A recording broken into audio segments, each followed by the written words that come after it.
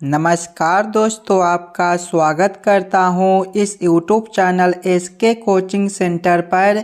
दोस्तों, आज हम लोग रीजनिंग के पार्ट नंबर 8 को देखने वाले हैं और इस वाले पार्ट के अंदर हम लोग रीजनिंग के अलग अलग प्रकार के 10 इम्पोर्टेंट प्रश्न को देखेंगे जो कि आपको आने वाले आगामी सभी परीक्षाओं के लिए काफ़ी महत्वपूर्ण होने वाला है। और दोस्तों, ये सभी प्रश्न को हम लोग एकदम शॉर्ट ट्रिक के साथ सॉल्व करेंगे, तो वीडियो में आप लोग हमारे साथ अंत तक जरूर बने रहिएगा और आप लोग ये सभी प्रश्न को पहले खुद से जरूर सॉल्व करने की कोशिश कीजिएगा। चलिए हम लोग 1 नंबर क्वेश्चन की ओर चलते हैं। ये रहा क्वेश्चन नंबर 1। क्वेश्चन नंबर 1 आपको कह रहा है नीचे दिए गए प्रश्न में संबंधित शब्द को चुनिए। दोस्तों, यहाँ पर शब्द के जगह पर जो है आपका संख्या हो जाएगा। प्रश्न आपको कह रहा है जिस प्रकार से 3 का संबंध 30 के साथ है, उसी प्रकार से हम लोगों से पूछा जा रहा है 7 का संबंध कौन सा संख्या के साथ होगा जो इस वाले क्वेश्चन मार्क पर भरे जाएंगे।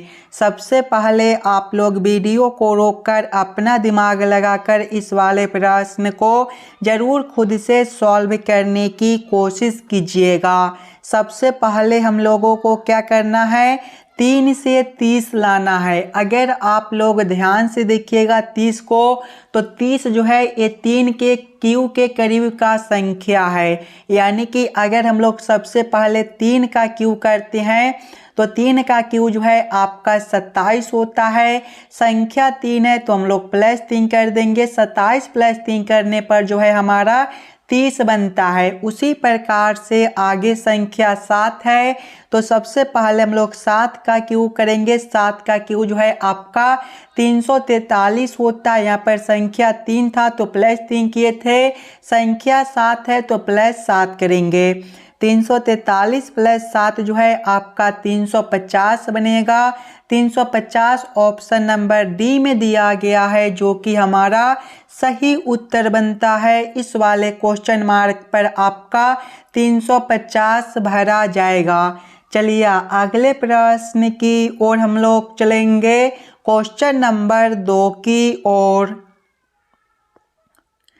ये रहा क्वेश्चन नंबर 2। क्वेश्चन नंबर 2 आपको कह रहा है नीचे दिए गए प्रश्न में संबंधित अक्षरों को चुनिए। इस बार आपको संबंधित अक्षर चुनने के लिए बोला जा रहा है। जिस प्रकार से एडी का संबंध EI के साथ है, उसी प्रकार से हम लोगों से पूछा जा रहा है KX का संबंध कौन सा अक्षर के साथ होगा जो इस वाले क्वेश्चन मार्क पर भरे जाएंगे।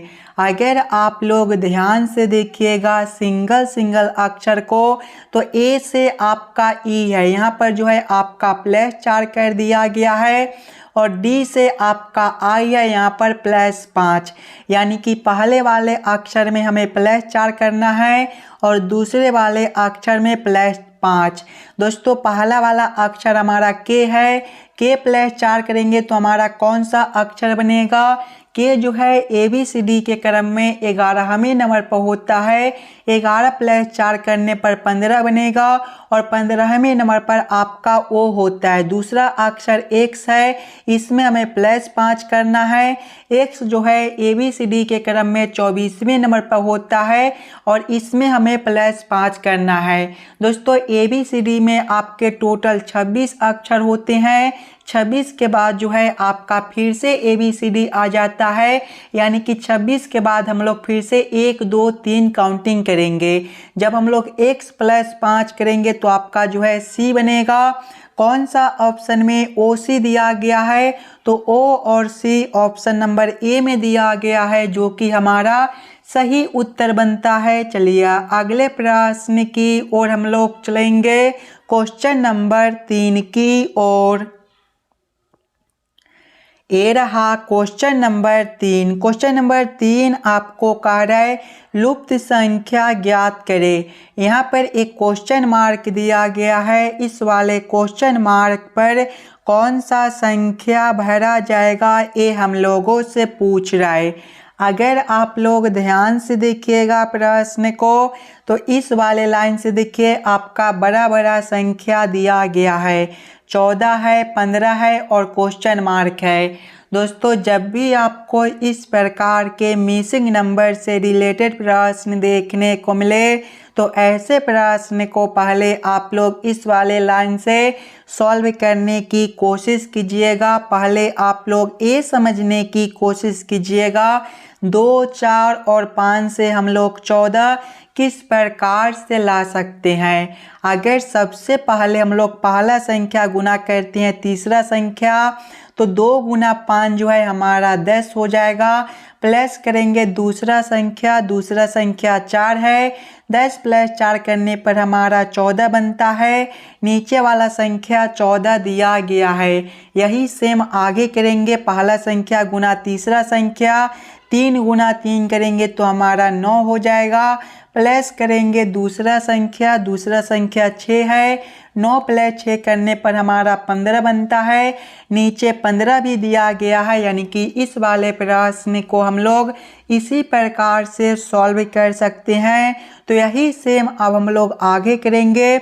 सबसे पहले पहला संख्या गुना करेंगे तीसरा संख्या, 2 गुना 7 करने पर हमारा 14 बनेगा। प्लस करेंगे दूसरा संख्या 4 है, 14 प्लस 4 करने पर जो है हमारा 18 बनेगा। 18 ऑप्शन नंबर बी में दिया गया है जो कि हमारा सही उत्तर बनता है। इस वाले क्वेश्चन मार्क पर आपका 18 भरा जाएगा। चलिए अगले प्रश्न की ओर हम लोग चलेंगे, क्वेश्चन नंबर 4 की ओर। ये रहा क्वेश्चन नंबर 4। क्वेश्चन नंबर 4 जो है ये आपका वेन आरेख वेन डायग्राम से रिलेटेड प्रश्न है। कलम, स्याही और रेफिल का किस प्रकार से वेन आरेख वेन डायग्राम बनेगा ये हम लोगों से पूछ रहा है। सबसे पहले आप लोग ये सभी शब्दों को ध्यान से देखिएगा और समझने की कोशिश कीजिएगा कौन शब्द किसके साथ संबंधित है, किसके अंदर हम लोग किसको रख सकते हैं। अगर आप लोग ध्यान से देखिएगा तो कलम के अंदर जो है आपके रेफिल होते हैं और रेफिल के अंदर जो है स्याही, यानी कि सबसे पहले हम लोग कलम के लिए एक आरेख बना लेंगे। कलम के अंदर हम लोग रेफिल को रखेंगे और रेफिल के अंदर स्याही। इसका वेन आरेख वेन डायग्राम कुछ इस प्रकार से बनेगा। इस प्रकार का वेन आरेख Venn diagram option number B में दिया गया है जो कि हमारा सही उत्तर बनता है। चलिए अगले प्रश्न की ओर हम लोग चलेंगे, क्वेश्चन नंबर 5 की ओर। ये रहा क्वेश्चन नंबर 5। क्वेश्चन नंबर 5 जो है ये आपका कथन और निष्कर्ष से रिलेटेड प्रश्न है। और जब भी आपको इस प्रकार के प्रश्न देखने को मिले दोस्तों तो सबसे पहले आप लोग सभी कथन को ध्यान से पढ़िएगा और उस सभी कथन को वेन आरेख वेन डायग्राम पर सेट कर लीजिएगा ताकि प्रश्न को सॉल्व करने और समझने में आपको आसानी हो। इस प्रकार के प्रश्न भी आपको सभी एग्जाम में बार बार पूछे जाते हैं, तो वीडियो को रोककर पहले आप लोग खुद से ज़रूर सॉल्व करने की कोशिश कीजिएगा। देखिए कथन एक आपको कह रहा है सभी कौवे काले होते हैं। इसका वेन आरेख वेन डायग्राम किस प्रकार से बनेगा, सभी कौवे काले होते हैं, यानी कि काला के अंदर जो है आपका कौवा हो जाएगा। ये जो आरेख है ये आपका काला के लिए हो जाएगा, तो आप लोग यहाँ पर काला भी लिख लीजिएगा और इसके अंदर जो है आपके कौवे हो जाएंगे, यानी कि ये जो आरेख है ये आपका कौवे के लिए हो जाएगा, तो आप लोग यहाँ पर कौवा भी लिख लीजिएगा ताकि प्रश्न को सॉल्व करने और समझने में आपको कोई दिक्कत ना हो। कथन 2 आपको कार्य कुछ काली वस्तुएं सुंदर होती है। कुछ काली वस्तुएं जो है सुंदर होती है, यानी कि सुंदर के लिए जो आरेख है ये आपका कुछ इस प्रकार से हो जाएगा। ये जो आरेख है ये आपका सुंदर के लिए हो जाएगा, तो आप लोग यहाँ पर सुंदर भी लिख लीजिएगा। अब आप लोग इस वाले वेन आरेख वेन डायग्राम के आधार पर निष्कर्ष को सही या फिर गलत कीजिएगा। देखिए निष्कर्ष 1 आपको कार्य कुछ कौवे सुंदर होते हैं। देखिए सुंदर के लिए आरेख आपका यहाँ पर है, कौवे के लिए आरेख आपका यहाँ पर है। ये दोनों आरेख अलग अलग दिया गया है, यानी कि कुछ कौवे जो है सुंदर नहीं हो सकते हैं। ये निष्कर्ष आपका गलत हो जाएगा। निष्कर्ष 2 को देखिएगा, कुछ सुंदर वस्तुएं काली होती है। देखिए सुंदर वस्तुएं के लिए आरेख यहाँ पर है और काला के लिए आरेख यहाँ पर है। ये दोनों आरेख आपस में कुछ जुड़े हुए हैं, यानी कि कुछ सुंदर वस्तुएं जो है काली हो सकती है। ये निष्कर्ष आपका सही बनता है। केवल निष्कर्ष 2 आपका सही हो जाएगा। ऑप्शन नंबर बी में देखिएगा तो केवल निष्कर्ष 2 निकलता है, यानी कि क्वेश्चन नंबर 5 का आपका ऑप्शन नंबर बी जो है सही उत्तर बनता है। चलिए अगले प्रश्न की ओर हम लोग चलेंगे, क्वेश्चन नंबर 6 की ओर। ये रहा क्वेश्चन नंबर 6। क्वेश्चन नंबर 6 आपको कार्य नीचे दिए गए श्रृंखला को पूरा करें। ये जो प्रश्न है श्रृंखला सीरीज से रिलेटेड प्रश्न है। एक श्रृंखला सीरीज दिया गया है और यहाँ पर एक क्वेश्चन मार्क है। इस वाले क्वेश्चन मार्क पर कौन सा संख्या भरा जाएगा ये हम लोगों से पूछ रहा है। अगर आप लोग ध्यान से देखिएगा श्रृंखला सीरीज को तो सबसे पहले 192 है। 192 के आगे आपका 186 है। अगर दोस्तों हम लोग 192 - 6 करते हैं तो हमारा 186 बनेगा। 186 के आगे 180 है, यहाँ पर भी आपका -6 है। 180 के आगे 174 है, यहाँ पर भी -6 है और आगे क्वेश्चन मार्क है। देखिए -6 -6 तो आगे भी हम लोग क्या करेंगे -6 करेंगे। जब हम लोग 174 - 6 करेंगे तो हमारा 168 बनेगा। 168 ऑप्शन नंबर बी में दिया गया है, जो कि हमारा सही उत्तर हो जाएगा। अगर आप लोग 168 के आगे देखिएगा तो 162 है, यहाँ पर भी आपका -6 है, यानी कि क्वेश्चन नंबर 6 का आपका ऑप्शन नंबर बी जो है सही उत्तर बनता है। चलिए अगले प्रश्न की ओर हम लोग चलेंगे, क्वेश्चन नंबर 7 की ओर। ये रहा क्वेश्चन नंबर 7। क्वेश्चन नंबर 7 आपको कार्य नीचे दिए गए अक्षर श्रृंखला को पूरा करें। ये जो प्रश्न है अक्षर श्रृंखला से रिलेटेड प्रश्न है। एक अक्षर श्रृंखला दिया गया है, यहाँ पर एक क्वेश्चन मार्क है।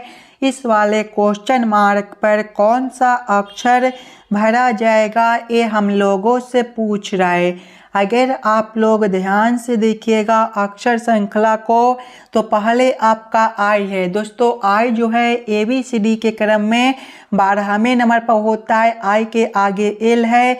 एल का क्रम जो है देखिए आई का क्रम जो है आपका 9वां होता है दोस्तों, और एल का क्रम जो है इसका क्रम 12वां होता है। ओ का क्रम जो है 15वां होता है और आर का क्रम आपका 18वां होता है और आगे आपका क्वेश्चन मार्क है। अगर आप लोग ध्यान से देखिएगा तो 9 से आपका 12 है, यहाँ पर +3 है। 12 से आपका 15 है, +3 है। 15 से आपका 18 है, +3 है और आगे क्वेश्चन मार्क है। देखिए +3 +3 +3, तो आगे भी हम लोग +3 करेंगे। 18 + 3 21 हो जाएगा। 21 का जो क्रम होता है 21वां क्रम पर जो अक्षर होता है वो आपका यू होता है। यू ऑप्शन नंबर सी में दिया गया है, जो कि हमारा सही उत्तर हो जाएगा। इस वाले क्वेश्चन मार्क पर आपका यू भरा जाएगा। चलिए अगले प्रश्न की ओर हम लोग चलेंगे, क्वेश्चन नंबर 8 की ओर। ये रहा क्वेश्चन नंबर 8। क्वेश्चन नंबर 8 आपको कह रहा है MP का पुत्र है, QO की पौत्री है, जो P का पति है, M का O से क्या संबंध है। ये जो प्रश्न है ब्लड रिलेशन से रिलेटेड प्रश्न है और इस प्रकार के प्रश्न भी आपको सभी एग्जाम में पूछे जाते हैं। तो पहले आप लोग वीडियो को रोककर खुद से ज़रूर सॉल्व करने की कोशिश कीजिएगा। देखिए प्रश्न पहले आपको कह रहा है MP का पुत्र है। M कौन है तो P का पुत्र है। दोस्तों पुत्र जो होता है एक पीढ़ी नीचे का होता है, यानी कि P से नीचे हम लोग किसको रखेंगे तो M को रखेंगे। क्या रिश्ता है यहाँ पर तो पुत्र का रिश्ता है, तो आप लोग यहाँ पर पुत्र लिख लीजिएगा। आगे प्रश्न को पढ़िएगा। आगे प्रश्न आपको कह रहा है QO की पौत्री है, जो P का पति है। P का पति कौन है तो O है। पति जो होता है एक ही पीढ़ी का होता है, यानी कि P के सामने हम लोग किसको रखेंगे तो O को रखेंगे। क्या रिश्ता है पति का है, तो आप लोग यहाँ पर पति लिख लीजिएगा।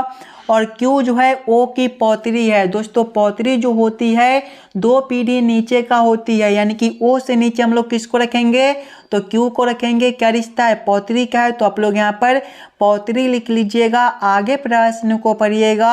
आगे प्रश्न आप लोगों से पूछ रहा है M का O से क्या संबंध है। देखिए ये दोनों का रिश्ता आप लोगों से पूछ रहा है।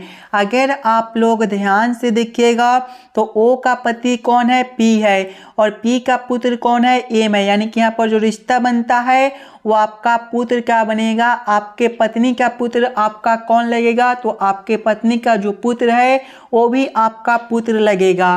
पुत्र ऑप्शन नंबर A में दिया गया है, जो कि हमारा सही उत्तर हो जाएगा। चलिए अगले प्रश्न की ओर हम लोग चलेंगे, क्वेश्चन नंबर 9 की ओर।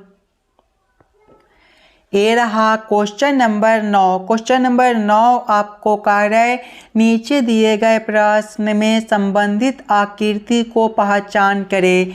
यहाँ पर एक प्रश्न आकृति दिया गया है और यहाँ पर एक क्वेश्चन मार्क है। इस वाले क्वेश्चन मार्क पर कौन सा आकृति भरा जाएगा ये हम लोगों से पूछ रहा है। सबसे पहले आप लोग ये समझने की कोशिश कीजिएगा ये दोनों आकृति आपस में किस प्रकार से संबंधित है। उसी प्रकार से आप लोग सोचिएगा ये वाला आकृति से कौन सा आकृति बनेगा जो इस वाले क्वेश्चन मार्क पर भरे जाएंगे। अगर आप लोग ध्यान से देखिएगा ये दोनों आकृति को, तो दोस्तों जब हम लोग इस वाले आकृति को 90 डिग्री घुमाते हैं तो आपका इस प्रकार का आकृति बनेगा। और ध्यान से देखिएगा इसमें जो है ए वाला आकृति रंगा हुआ है, तो इसमें देखिए ए वाला आकृति को खाली कर दिया गया है और ए वाला आकृति खाली है तो इसमें रंगा हुआ है। यही सेम आगे करेंगे। जब हम लोग इस वाले आकृति को 90 डिग्री घुमाएंगे तो आपका किस प्रकार का आकृति बनेगा। ये जो आकृति है ये आपका तीर का चिन्ह कुछ इस प्रकार से हो जाएगा। देखिए ए वाला आकृति रंगा है तो ए वाला आकृति जो है आपका अब खाली हो जाएगा और ये आपका जो है यहाँ पर कुछ इस प्रकार से हो जाएंगे और ये जो आकृति खाली है ये आपका रंगा हुआ हो जाएगा। इस प्रकार का उत्तर आकृति कौन सा ऑप्शन में दिया गया है, तो इस प्रकार का उत्तर आकृति ऑप्शन नंबर सी में दिया गया है, जो कि हमारा सही उत्तर बनता है। चलिए अगले प्रश्न की ओर हम लोग चलेंगे, क्वेश्चन नंबर 10 की ओर। ये रहा क्वेश्चन नंबर 10। क्वेश्चन नंबर 10 आपको कह रहा है यदि घटाओ का अर्थ जोड़, जोड़ का अर्थ घटाओ, गुना का अर्थ भाग तथा भाग का अर्थ गुना हो तो 126 गुना 3 भागा 10 घटाओ 6 बराबर क्वेश्चन मार्क। दोस्तों ये जो प्रश्न है एकदम आसान सा प्रश्न है। पहले आप लोग प्रश्न को ध्यान से पढ़िएगा और समझने की कोशिश कीजिएगा प्रश्न आपको क्या कह रहा है। देखिए प्रश्न आपको कह रहा है घटाव का अर्थ जोड़ है, यानी कि इस वाले समीकरण में जहाँ पर घटाव दिया गया है वहाँ पर हम लोग जोड़ को रखेंगे, जोड़ के जगह पे घटाव को रखेंगे, गुना के जगह पे भाग को रखेंगे और भाग के जगह पे गुना को रखकर इस वाले समीकरण को हम लोग हल कर लेंगे। सबसे पहले देखिएगा तो 126 गुना 3 है। गुना का अर्थ क्या है, तो गुना का अर्थ भाग है, यानी कि यहाँ पर गुना के जगह पे हम लोग भाग को रखेंगे। तो 126 भागा करेंगे हम लोग 3, उसके बाद भाग है। भाग का अर्थ देखिएगा तो भाग का अर्थ गुना है, यानी कि यहाँ पर हम लोग गुना 10 करेंगे। आगे देखिए घटाव है, घटाव का अर्थ जोड़ है, तो जोड़ यहाँ पर हम लोग 6 करेंगे। जब इस वाले समीकरण को हम लोग हल करेंगे तो देखिए 126 भागा 3 आपका कितना हो जाएगा, तो 126 भागा 3 जो है ये आपका 42 हो जाएगा। गुना करेंगे हम लोग 10 और प्लस करेंगे 6।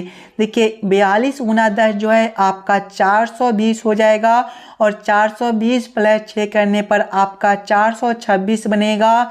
426 ऑप्शन नंबर डी में दिया गया है, जो कि हमारा सही उत्तर हो जाएगा। इस वाले क्वेश्चन मार्क पर आपका 426 भरा जाएगा। आशा करता हूं दोस्तों आप लोग सभी प्रश्न को बढ़िया से समझ गए होंगे। अगर आपको किसी भी प्रश्न में कहीं पर भी कोई दिक्कत हो तो हमें ज़रूर कमेंट करके बतलाइएगा। और आप लोग इस वाले यूट्यूब चैनल पर नए हो तो चैनल को सब्सक्राइब और वीडियो को लाइक करके जाइएगा। चलिए हम लोग मिलते हैं आपसे अगले वीडियो में।